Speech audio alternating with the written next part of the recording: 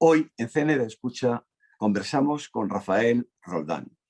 Rafael Roldán es una persona que ha hecho tantas cosas en su vida que nos va a ilustrar a todos con maravillosas experiencias.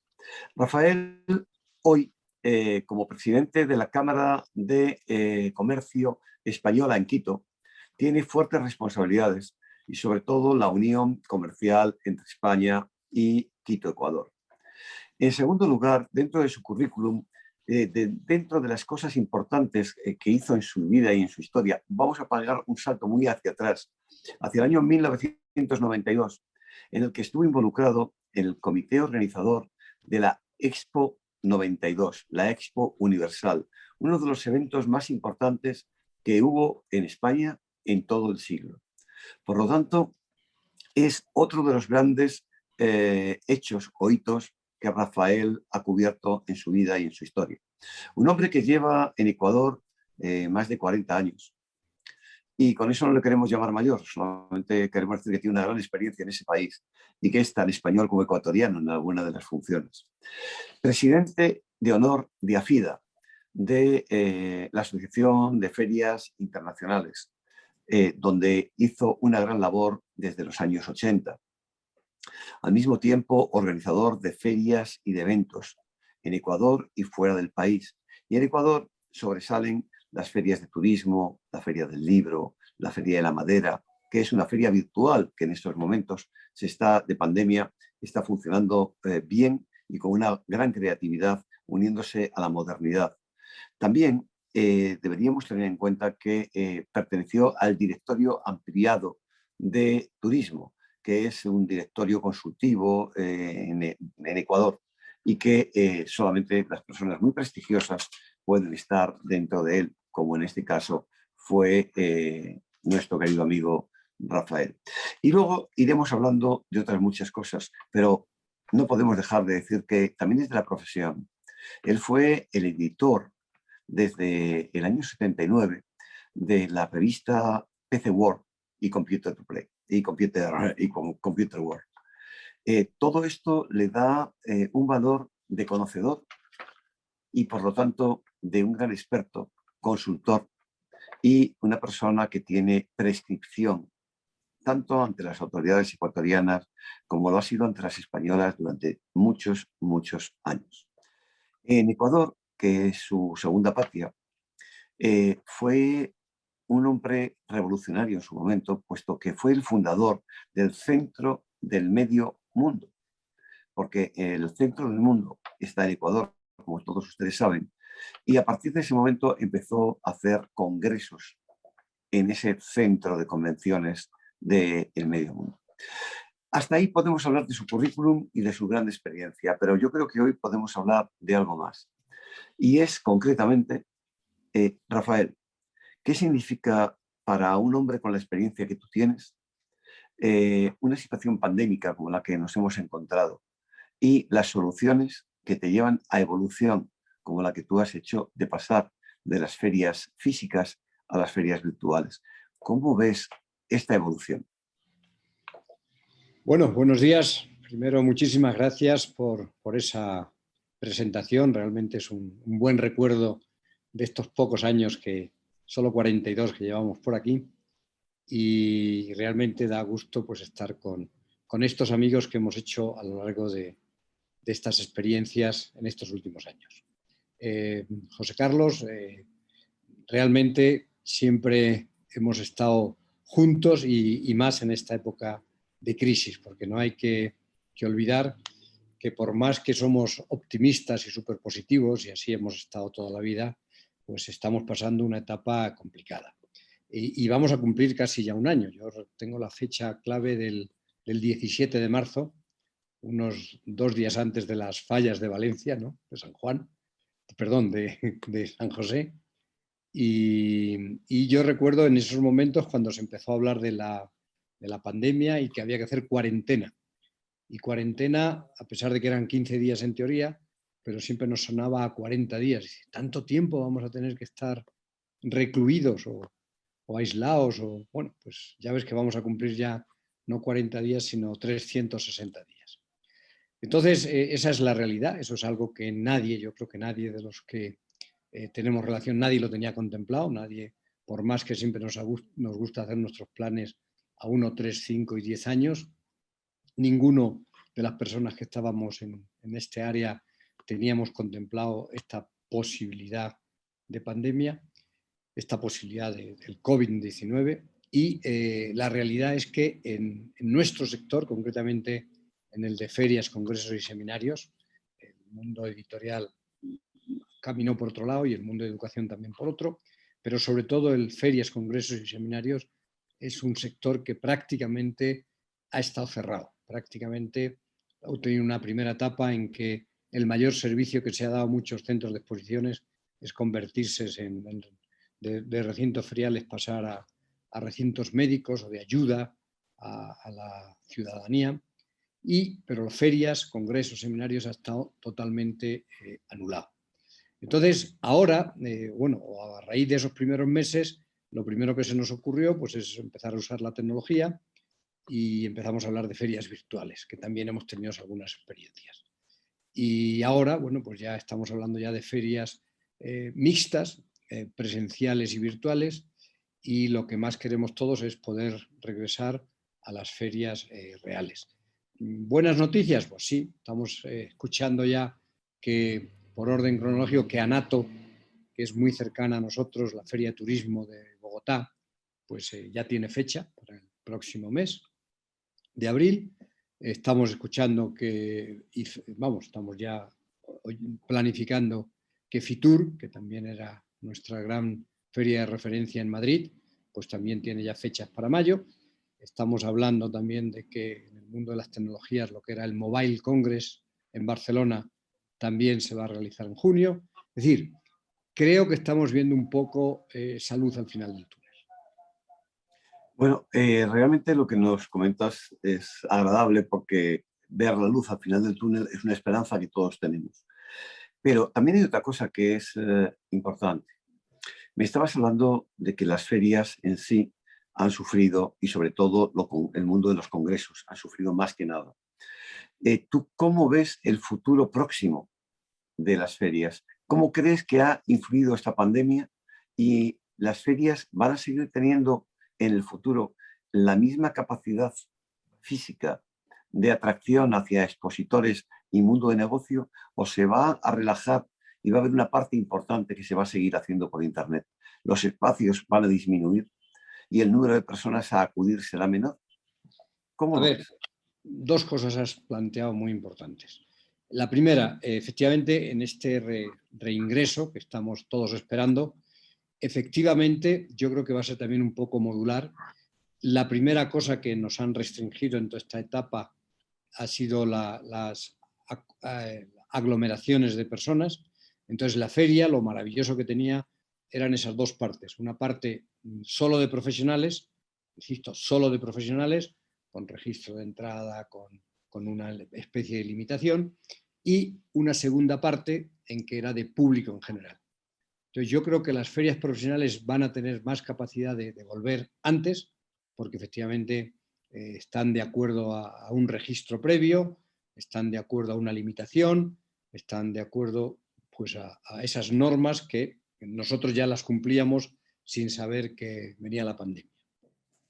La segunda parte yo la veo más complicada, o sea, una feria masiva, una feria, la gran alegría del organizador de la feria era cuando veía esas colas de entrada, cuando veía que la gente entraba con esa satisfacción de poder ver cosas nuevas del sector que fuese, pero ver cosas nuevas en una feria. La feria era el punto de encuentro entre el expositor y el visitante. Yo creo que esa parte se nos va a demorar más. De acuerdo un poco a las normas que se está hablando ya en los mismos restaurantes, conciertos, eventos en que va a haber un tercio solo de asistencia, en fin.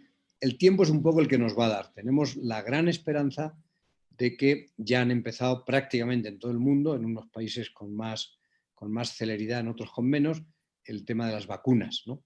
Y eso es la gran esperanza que tenemos. Por eso digo que es el punto de mira de ese túnel tan oscuro que vamos a ver. Así que, en resumen, y a todo esto, yo creo que de las ferias virtuales va a quedar una parte importante. pero no es, o sea, una feria tiene que estar, es una relación uno a uno, ¿no? Entonces, el tema de ferias virtuales, yo decía que era como cuando hacíamos los catálogos antes de la feria, o sea, lo que tratábamos es de recopilar toda la información de esa empresa para que durante el siguiente año, una vez que terminaba la feria, fuese el recuerdo de lo que se había presentado. Pues yo creo que ahora está pasando un poco al revés. O sea, primero la feria virtual te va a recoger esa información y te va a dejar listo para cuando tengas la feria real, la feria presencial que puedas tener. Pero esa información va a ser muy importante también, y también yo creo que está saliendo un concepto nuevo, que la feria ya no van a ser solo los 4 días, los 5 días o la semana, sino que esa información va a estar permanente todo el año, con la ventaja hoy día, gracias a la tecnología, de que esa información puede ser actualizada. Luego, entonces puede haber una relación mucho más constante en que se acabó la feria este año, hasta el siguiente año puedes tener una relación digital con tus posibles visitantes. La tendencia que puede haber, yo te hablaba de la reducción de contratación de espacios, no solamente por los presupuestos que puede haber, sino también por el modelo de negocio. El modelo de negocio del que estamos hablando podría convertirse también en que las ferias actuales se conviertan en workshop, en los que tú tengas tu cita previa y solamente haya citas concebidas. Tu media hora, tus 10 minutos, el tiempo que tengas concebido es el que vas a poder realizar. Con stand de 2 metros por 1 o de 4 metros por 1, que es más o menos el concepto de workshop. ¿Tú crees que se puede tender hacia ese concepto en estos momentos? Pero bajaría mucho, o sea, el visitante, te hablo de ferias, o sea, como un World Mobile de Barcelona, ¿no? Que es una feria solo de profesionales, pero registran, la última ocasión, 107.000 visitantes profesionales. 107.000. Entonces, si no es un espacio súper grande, si no hay muchas compañías, pues ¿a cuántas personas puedes atender tú por día? O sea, ese trato, digamos, tan personalizado, no vamos a poder llegar a ello por el problema de tiempo. Por eso digo que ahí es donde sí puede ayudar un poco la otra parte. Es decir, bueno, tú, efectivamente, tú eliges, tienes 1.000 empresas, pero tú solo quieres visitar 20, por decir algo. Entonces, esas son a las que realmente vas a poder apuntar en ese tiempo. Esto es algo tan nuevo que yo espero que no nos... mi gran ilusión es que no nos dé tiempo a adaptarnos a eso, sino que pronto volvamos a esa palabra tan clave que hemos dicho, tan repetida, de la nueva normalidad, que ya no es nueva porque estamos todos esperando la que venga, ¿no? Entonces yo creo que en eso este año va a ser un poco el que nos va a abrir las puertas. Lo que deseamos todos es, al contrario, coger la parte positiva de esto, porque, ojo, que hay una parte muy negativa. Tú imagínate países como España, cómo está el turismo, ¿no? Entonces, de 84 millones de visitantes el último año a la cifra que teníamos un poco el año pasado, ¿no? Entonces, todo eso, hay una cantidad de personas y de empresas que han perdido su trabajo, que han perdido su empresa, que han perdido todo. Entonces, hay como que reinventarnos otra vez de nuevo, pero más que reinventarnos es empezar en muchas ocasiones, en muchos casos de cero, ¿no? O sea, la cantidad de empresas que se han tenido que cerrar, o ferias también que te digo, o empresas de turismo, pues es complicado. Bueno, yo creo que las palabras de una persona como tú, con la experiencia de tantos años en ferias, como presidente de honor de AFIDA, evidentemente, que representas a una gran parte de las asociaciones feriales de toda Iberoamérica, es más que suficiente y clara con tu definición. Pero tú tienes otra serie de virtudes o de conocimientos. No hemos dicho antes algo que para mí es importante, creo que para ti también, es que ambos somos miembros de la Orden del Camino de Santiago. Y eso es algo que también que nos enorgullece y lo llevamos en el corazón, como la bandera de España o la de Ecuador que tienes a tu lado, ¿no? Nos enorgullecen estas cosas y también hoy había una noticia importante sobre ello. La ONCE, la Organización Nacional de Ciegos de España, acaba de crear una adaptación del Camino francés y hacía la presentación de ella, de esta adaptación, ante la OMT, Organización Mundial de Turismo. Creo que estas son cosas que animan a que un deporte, una religión, una actividad social o gastronómica, como puede ser el Camino de Santiago, tenga una mayor usabilidad por parte de personas que no tienen la misma capacidad que otros que tenemos la gran suerte de poder tener, ¿no? Y no estamos hablando solamente de los ciegos, sino de personas que tengan discapacidades físicas y podrán hacer el camino también, y eso sí es súper importante. Pero esto que decía que nos une, que es ese fervor por Galicia, ese fervor por Santiago de Compostela, por este año compostelano, desde el punto de vista de un organizador de eventos como tú, que tiene también una experiencia grande, que es la experiencia turística de la organización de eventos turísticos, ¿cómo crees que puede ayudar al movimiento y a la recuperación de las pequeñas economías eventos como este Año Santo Compostelano y el Camino de Santiago? Bueno, yo diría, bueno, acabas de traer un súper buen recuerdo y efectivamente el año pasado no lo pudimos hacer. Yo este año lo sigo teniendo en mi agenda. Tenemos que hacer el Camino de Santiago, tenemos que estar la semana anterior a Santiago, en julio, tenemos que estar en Santiago de Compostela y efectivamente con toda la intención de hacer por lo menos, como decimos, los últimos 100 kilómetros. No hacer el camino rápido de llegar en avión hasta la catedral, ¿no? Entonces, sí, creo que eso es importante porque tenemos que dar ese mensaje y practicar con el ejemplo, ¿no? Entonces, si nuestro gran maestre y nuestro querido amigo Alejandro nos lo permiten, pues vamos a estar en esa organización. Y eso es parte de la recuperación, o sea, porque cuando uno hace lo mismo, hace una feria, hace cualquier evento, no es solo el organizador el que está a la cabeza ahí, o no solo los expositores, no solo los visitantes, es la cantidad de personas que colaboran, que contribuyen y que viven. O sea, eso no nos tenemos que olvidar nunca. O sea, desde el señor que le pagas la propina del auto por aparcarlo, hasta el hotel donde has estado, el restaurante. Yo siempre digo que eso es el modelo económico que a veces hay todavía ciudades que no lo entienden y hay ciudades que lo han entendido perfectamente, ¿no?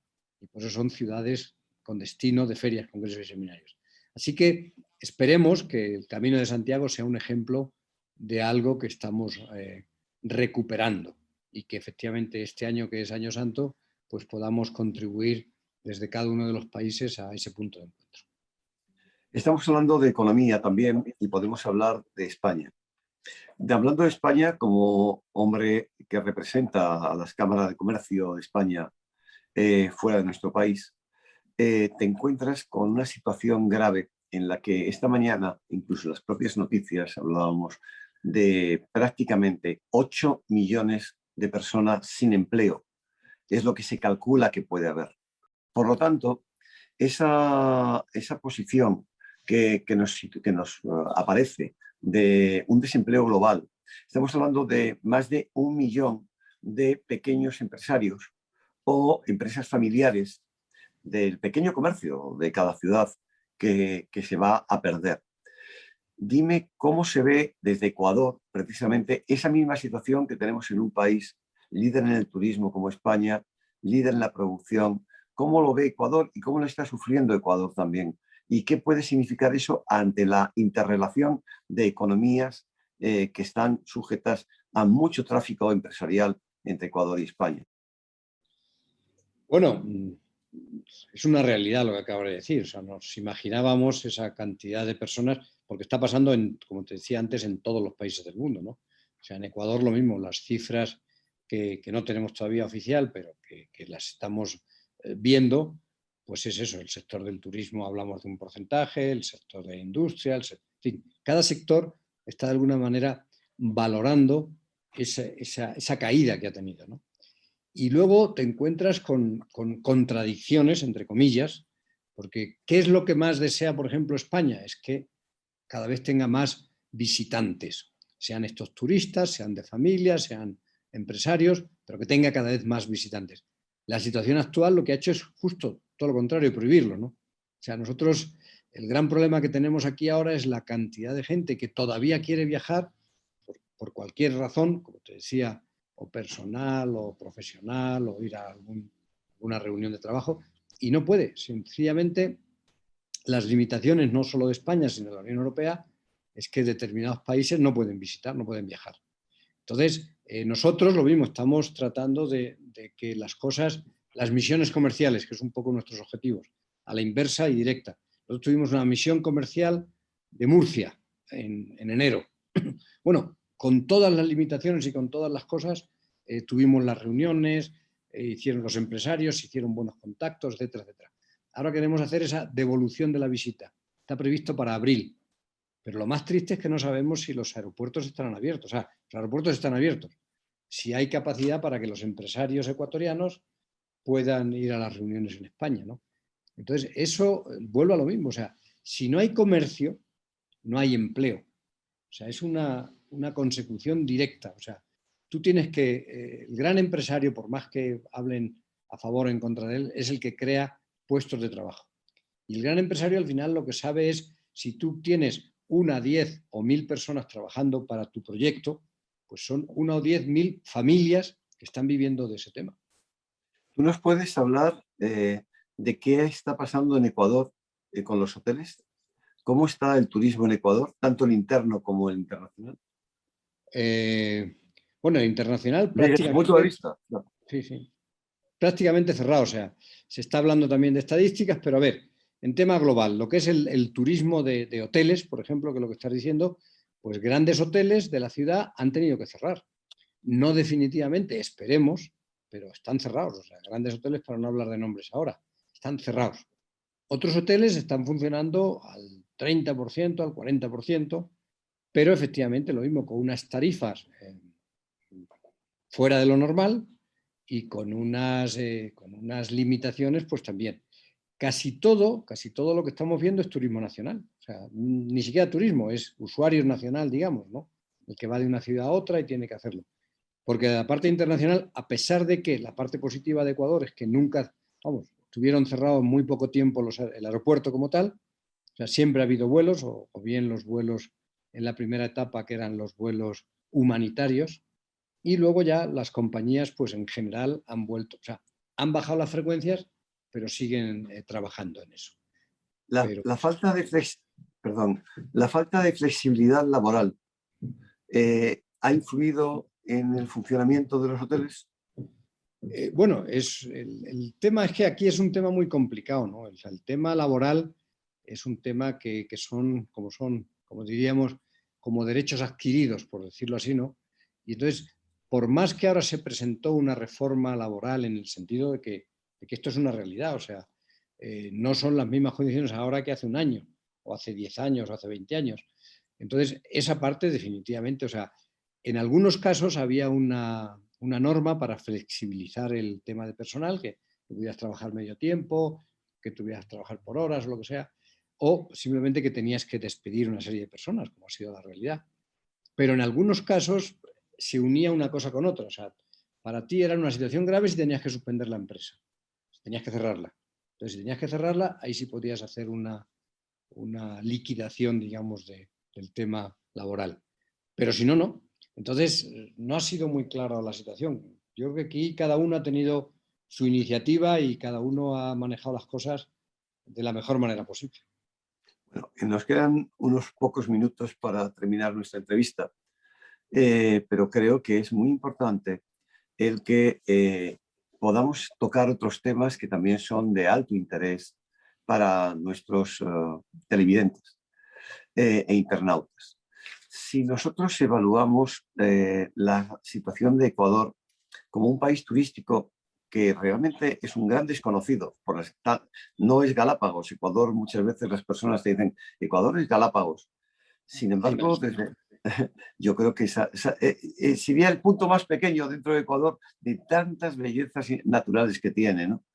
Y sin embargo es el punto más conocido, obviamente, por la fortaleza que tiene en la ecología, el medio ambiente, la naturaleza que puede haber allí. ¿Cómo consideras tú que las aguas termales tienen una fortaleza importante a la hora de promocionar un país? ¿Tú crees que Ecuador, que es un país termalista, ¿Debería explotar más fuertemente este sector? Totalmente de acuerdo y afortunadamente ya está habiendo experiencias importantes en ese sentido, ¿no? O sea, también algo que nos ha unido también estos últimos años a ti y a mí, pues ha sido también el tema precisamente de termatalia, de aguas termales, ¿no?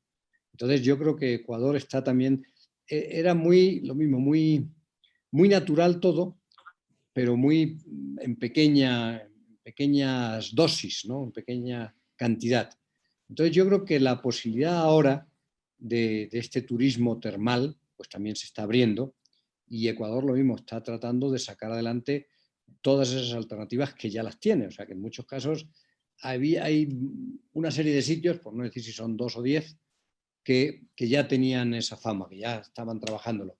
Pero hay muchos más, o sea, prácticamente en todas las provincias hay temas de aguas termales, ¿no? Entonces, yo creo que ese es el gran reto ahora, no solo de Ecuador, sino de cualquier país, el retomar cuanto antes el tema turístico, o sea, el que cuanto antes puedan volver esos turistas, ver la fórmula de que efectivamente el país no, en este caso no es solo Galápagos, sino que hay 4 mundos y que están muy bien promocionados o que tienen que estar mucho más promocionados y que hay que... El turismo está claro que es un porcentaje, es decir, nosotros hablamos aquí de inversión extranjera o de producción, ¿no? Entonces el turismo tiene que representar no el 3% del PIB que es ahora, sino tiene que llegar hasta ese 10, 12 o 14 que hay en otros países. Entonces quiere decir que hay un camino muy grande por andar y que cualquier idea es bienvenida y lo que esperamos es eso, es que las autoridades, que siempre, aquí no tenemos que olvidar que siempre tiene que trabajar la parte pública o la parte privada, entonces tiene que haber ese equipo precisamente para que sean los ingresos no petroleros. O sea, el Ecuador se conformaba de alguna manera con ser el número 1 en petróleo, o sea, el mayor ingreso. Y no, hay cantidad de cosas que se están desarrollando también otras industrias no petroleras. Una de ellas es el turismo. Entonces, el turismo tiene que aportar mucho más a la economía nacional.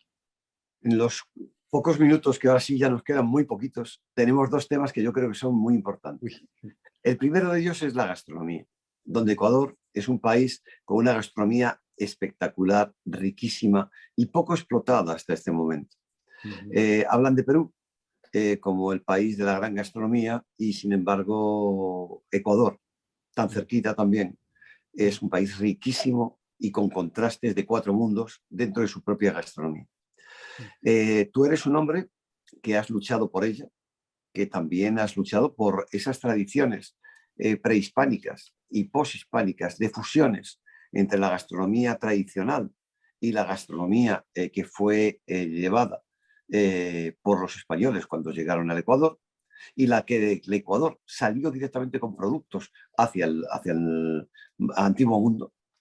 Y eso te ha hecho uno de los promotores más eficaces de la Academia de Gastronomía del Ecuador, fundada en el año 2019 y que se está estrenando en 2021, desgraciadamente por la pandemia, apoyada por todas las autoridades, obviamente.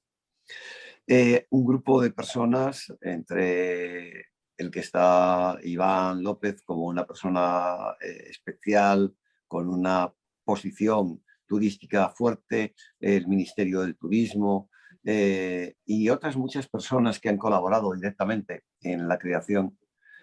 Yo te quiero agradecer en este espacio público, evidentemente, el esfuerzo que tú has hecho, no solamente como precursor, sino también como español y como ecuatoriano, porque con los 2 corazones que tú tienes, no son 4 mundos, pero sí son 2 corazones, obviamente has aportado en los 2.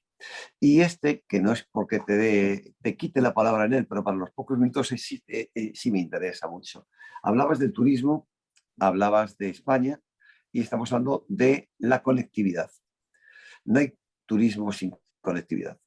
Las compañías, como la última que empezó a volar española a Ecuador hace ya 3 años, bueno, si no contamos el año pasado, obviamente, Plus Ultra es una compañía que comenzó a volar al Ecuador hace 3 años exactamente, con vuelos a Ecuador, a Quito y a Guayaquil.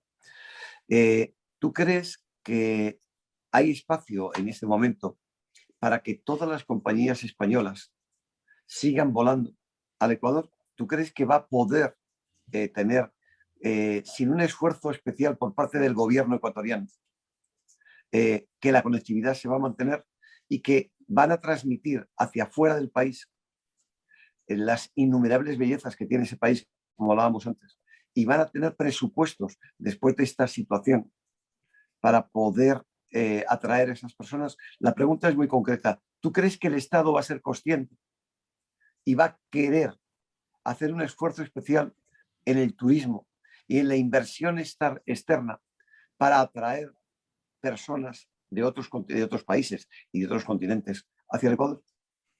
Pues, a ver, para ser rápido, como decías, definitivamente tiene que ser. Yo tengo que tener la gran esperanza de que eso va a pasar, porque esa es la esperanza que siempre tenemos cada vez que hay un cambio de gobierno, ¿no? Que a gran crisis, gran solución. Entonces, efectivamente, pues una de las cosas que más tenemos que plantearnos es esa conectividad. Entonces, para que haya conectividad es una serie de temas muy, muy, muy importantes que hay que hacer ahí, ¿no? Y vuelvo a lo mismo, el turismo es toda una serie de puntos. La parte pública y la parte privada tienen que trabajar de alguna manera súper juntas. Y va a haber que hacer unos análisis de costos, desde los costos de los aeropuertos hasta los costos de acceso, los costos de los visitantes. Todo eso, de alguna manera, yo creo que es lo que tenemos que trabajar en esta etapa. Y, por último, que solo queda menos de un minuto, sí hay que agradecer a alguien lo de la Academia de Gastronomía, es a un señor que se llama José Carlos de Santiago, ¿no? Que él nos puso en contacto con Rafael Ansón, presidente tanto de la Real Academia como de la Academia Internacional, y estamos contentísimos, después de todas estas etapas, que podamos ya incorporarnos en la próxima etapa. Así que muchas gracias de mi parte y veo que nos cortan en cualquier momento. Así que tú tienes la última palabra. No, la última palabra es darte las gracias, transmitir con personas que son tan prescriptores como tú en ese país tus opiniones también para que el Ministerio de Turismo pueda realmente invertir en llevar el Ecuador a todas las personas de fuera y a esas personas de fuera al Ecuador. Así que muchísimas gracias, Rafael, por esta conferencia, esta magistral conversación que hemos podido mantener. Gracias por tu tiempo. Gracias a ti y continuaremos adelante. O sea, pase lo que pase, continuamos adelante. Gracias. Gracias.